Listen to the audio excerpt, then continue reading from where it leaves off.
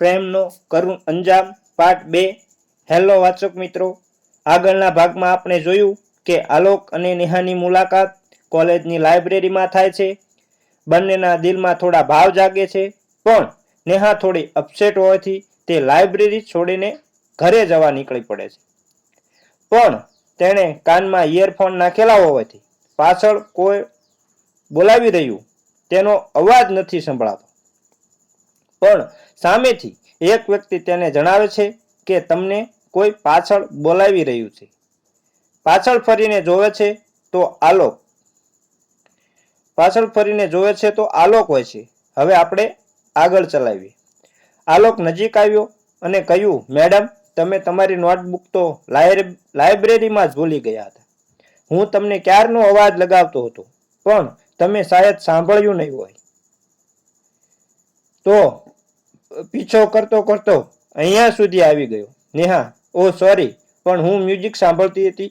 Show અવાજ નહીં સંભળાયો? આઈ am really sorry કે તમારે અહીંયા સુધી આવવું પડ્યું. આલોક, ઇટ્સ ઓકે, પણ તમે આજે કેમ જલ્દી જતા રહ્યા? રોજ તો મોડે સુધી રહો છો. નેહા મનમાં વિચાર કરવા લાગી કે શું તેઓ રોજ મને ફોલો કરતા હશે? જો હું એમ કહીશ કે તમારા જ વિચાર આવતા હતા, તો વાંચવામાં ધ્યાન નહોતું લાગતું, તો મજાક બની જઈશ. થોડી વાર વિચાર્યા પછી, અરે હા, આજે મારું મન લાગતું ન હતું વાંચવામાં. મને લાગ્યું કે ઘરે જઈ રીડિંગ કરું. તો ઘરે જવા માટે નીકળી ગઈ. અને આમ પણ મારે થોડું કામ હતું, તો જલ્દી નીકળી ગઈ. તેથી ઉતાવળમાં બુક ત્યાં રહી ગઈ છે. આલોક, ઓકે મેડમ, એક વાત પૂછું તમને?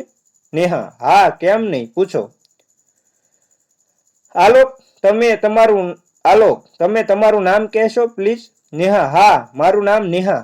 મારું પૂરું નામ છે નેહા ચૌહાણ. અને તમારું? આલોક, વાહ, ખૂબ સુંદર નામ છે. મારું નામ આલોક છે, Alok Vyas. Neha, okay, good name. Alok, thank you. Neha, most welcome.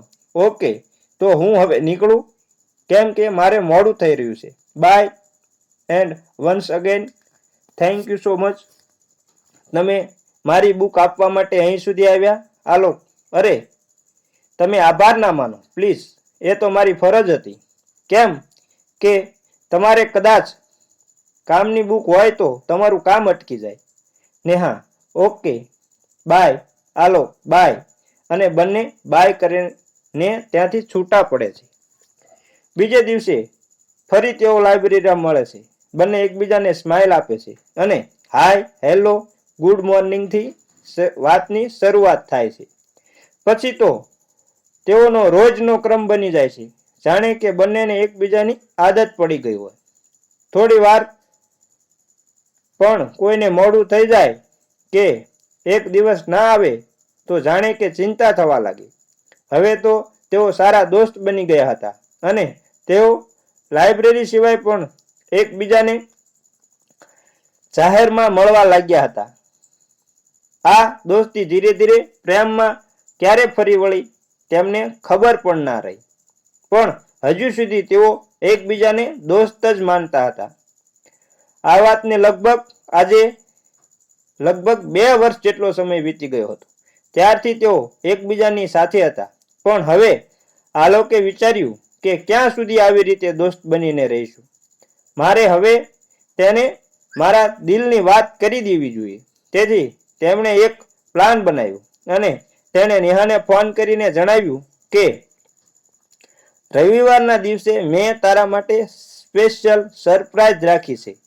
તો તું કોઈ પણ સવાલ કર્યા વિના મને મળવા આવી જજે.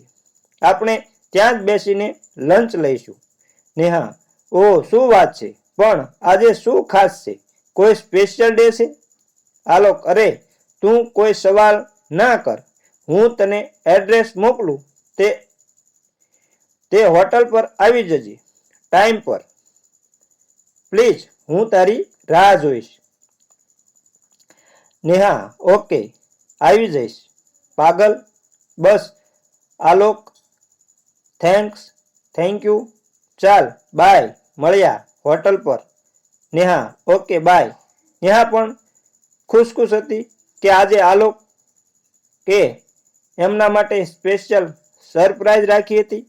પણ નેહાએ પણ નક્કી કર્યું હતું કે હું પણ આ દિવસે આલોકને એક સરપ્રાઈઝ ગિફ્ટ કરું, જે મારા દિલની ખૂબ નજીક હશે. તેવી ગિફ્ટ જે જિંદગીભર માટે ના ભૂલે. પણ અત્યારે હું તેને કંઈ નહીં જણાવું. જ્યારે મળીશું ત્યારે જ કહીશ. તેમ વિચારીને તે ગિફ્ટ માટે શું લેવું તે વિચાર કરવા લાગે છે. તેને થયું કે હું રાહુલને જ પૂછી લઉં, કેમ કે તે મને જરૂર સારો આઈડિયા આપશે. તેમણે રાહુલને કોલ કરવાનું નક્કી કર્યું અને કોલ કર્યો. તેને રાહુલને બધી વાત કરી અને પૂછ્યું કે શું ગિફ્ટ લેવી તે જલ્દી જણાવજે મને. રાહુલ હા કહીને ફોન રાખ્યો. આખરે આજે જે દિવસ તે દિવસ આવી ગયો. આજે તે આલોકને હોટલમાં મળવા જવાની હતી. તે ખૂબ એક્સાઇટેડ હતી. તેથી તે જલ્દી તૈયાર થઈને હોટલ પર જવા રવાના થઈ ગઈ. પણ ટ્રાફિકના લીધે તે રસ્તામાં જ અટવાઈ ગઈ અને તેના ફોનની બેટરી પણ લો હતી. આલોક પણ તેની રાહ જોઈને બેઠો હતો, કારણ કે આજે તે વહેલા આવી ગયો હતો. આજે તેમની જિંદગીનો સ્પેશિયલ દિવસ હતો.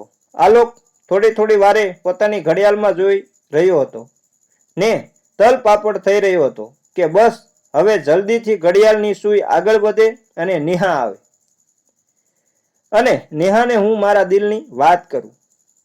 શું નેહા મારા પ્રપોઝનો સ્વીકાર કરશે? જો તેની હા હશે તો બસ મારે તેના ચહેરા ખુશી જોવા માટે હવે હું વધુ સમય તેની રાહ નહીં જોઈ શકું. તેથી તેણે મોબાઈલ હાથમાં લીધો ને નેહાને ફોન લગાવ્યો. પણ નેહાનો ફોન તો બંધ આવતો હતો. તેથી તેને ચિંતા થવા લાગી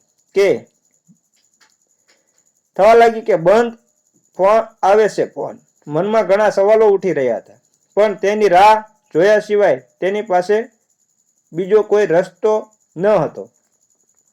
શું આજે આલોક નેહાને પોતાના દિલની વાત કરી દેશે? નેહાનો ફોન પણ બંધ આવે છે. તો શું નેહા આલોકને મળવા નહીં આવે? આ રાહુલ કોણ છે જે નેહાની મદદ કરે છે?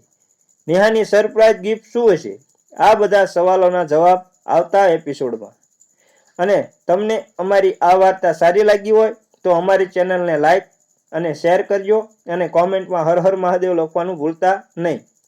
ચેનલ પર નવા હોય તો તમને એક અનુરોધ કરું છું, એક વિનંતી કરું છું કે અમારી ચેનલને સબસ્ક્રાઈબ જરૂર કરી લેજો અને બેલ આઇકનને પણ દબાવી દેજો, જેથી કરીને અમારું નોટિફિકેશન સૌથી પહેલાં તમને મળે અને અમે તમને આવી નવી વાર્તાઓ પીરસતા રહીએ.